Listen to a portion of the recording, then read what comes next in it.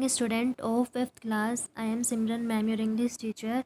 In previous class, we have done our second part of reading of 4 chapter. Our chapter name Great People, Great Dates.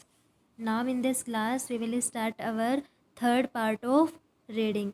Now we start.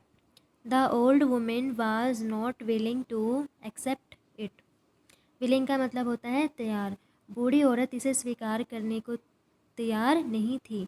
But due to continuous insisting of the emperor she had to accept it. Insisting का मतलब होता है जोर देना. लेकिन सम्राट के आग्रह बार बार आग्रह करने के कारण उसे इसे स्वीकार करना पड़ा. The old women did not remember about it. Remember का मतलब याद करना. लेकिन जो बूढ़ी औरत थी उसको इस बारे में कुछ भी याद नहीं था.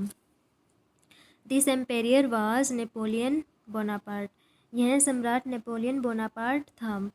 He had not forgotten to repay an old debate. वह इस बात को नहीं भूल पाया कि उसे एक बूढ़ी औरत का उधार था वो चुकाना था. रिमेंबर चिल्ड्रन, बचपन की याद में.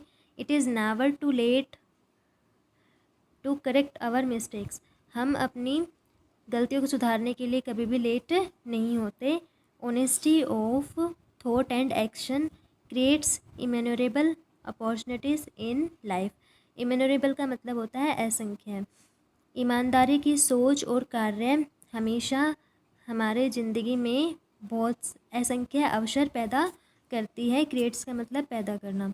Once a group of American soldiers was trying to lift a heavy log of wood. Log का मतलब होता है गट्ठा. एक बार जब अमेरिकी सैनिकों का समूह लकड़ियों के भारी लॉग को उठाने की कोशिश कर रहा था. They had to load the log onto a cart. तो कार्ट का मतलब पता है गाड़ी और अंटो का मतलब होता है पर. उन्हें इस लट्ठे को एक गाड़ी पर क्या करना पड़ा, लोड करना पड़ा. The log of would was so heavy that they could not lift. जो लॉग यानी जो गट्ठा था लकड़ियों का वह बहुत भारी था. Their commander was standing to there.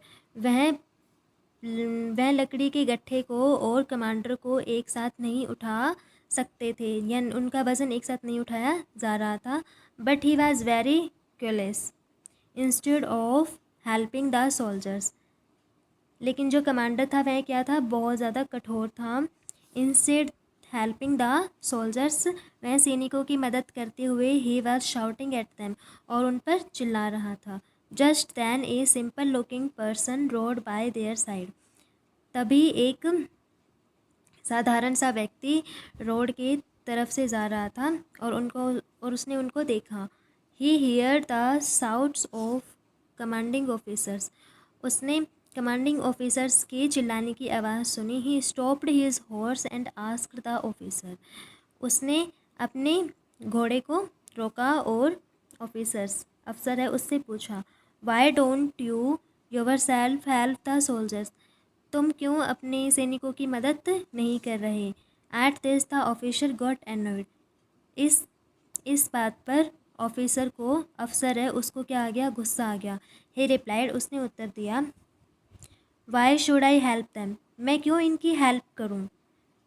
I am their commanding officers.